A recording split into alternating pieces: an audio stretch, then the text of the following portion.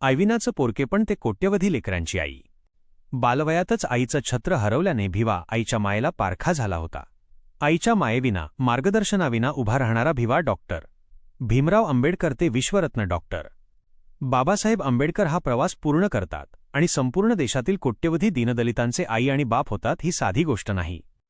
या पृथ्वीतलावर जन्माला येणाऱ्या कोणत्याही सजीवाच्या आयुष्यात त्याच्या आईचे महत्त्व हे अनन्यसाधारण, अतुलनीय असते. त्यात मानवी जीवनात तर आईचे महत्त्व हे वर्णनापलीकडचे आहे. आपल्या बाळाला वाढवणे, घडवणे, त्याच्या भविष्याची तरतूद करणे, भविष्याच्या दृष्टीने त्याच्यामध्ये गुणांची पेरणी करणे, त्यास आयुष्याचं ध्येय ठरवून देणे किंवा त्या क्षेत्रात त्याने अधिक पुढे जावे, यासाठी स्वतःला विसरून झिजत असतात. त्याची स्वप्न पूर्ण करण्यासाठी आई व वडील स्वतः झिजत असतात. त्यामुळे माणसाच्या आयुष्यात आईवडिलांचे छत्र खूपच महत्त्वाचे आहे. एखाद्या बाळाचे मातृछत्र जर बालवयात हरपले तर सर्वजण त्या बाळाकडे सहानुभूतीने पाहत असतात.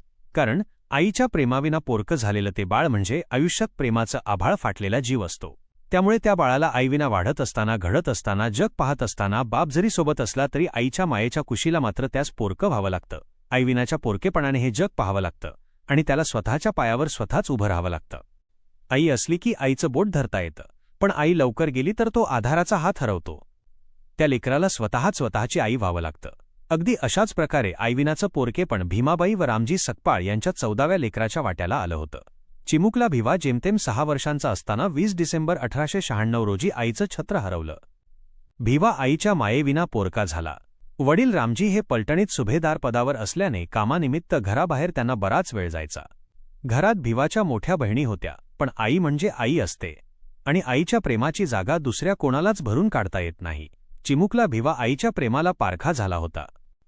रामजी सुभेदारांची मोठी बहीण मीराबाई म्हणजे भिवाची आत्याही या लेकरांना आईची माया देण्याचा प्रयत्न करत होती.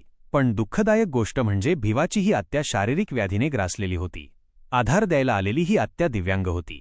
ती आधाराशिवाय चालू शकत नव्हती. तरीही ती या लेकरांना आईची माया देत स्वयंपाक करून त्यांच्या मुखात 2 घास घालण्याचा कसोशीने प्रयत्न करायची. वयाच्या अवघ्या 5.5 वर्षांपासून अशा प्रकारे भिवा हा आईच्या प्रेमाविना वाढत होता, जगाच्या कोलाहलात घडत होता. मात्र परिस्थितीने पोळून काढणारा भिवा अधिकच खंबीर आणि समजदार होत चालला होता. भिवाची देखरेख आत्याच्या निगराणीखाली रामजीबाबांच्या शिस्तीत होत होती. भिवा आईविना वाढला, पण बिघडला नाही तर घडला. एखाद्या आईने अट्टाहासाने मूल घडवावं, त्यापेक्षाही महान पद्धतीने भिवा घडला. आईवडिलांनी ठरवलं तरी आपलं मूल त्यांना कसं घडवता येणार नाही तसा आईविनाच्या पोरकेपणातही भिवा घडला. कारण त्याला समज मोठी आली होती ती परिस्थितीनेच. अवघे 5.5 वर्षे वय असताना आईविना पोरका झालेला भिवा पुढे जाऊन आपल्या ज्ञानाच्या कर्तृत्वाच्या जोरावर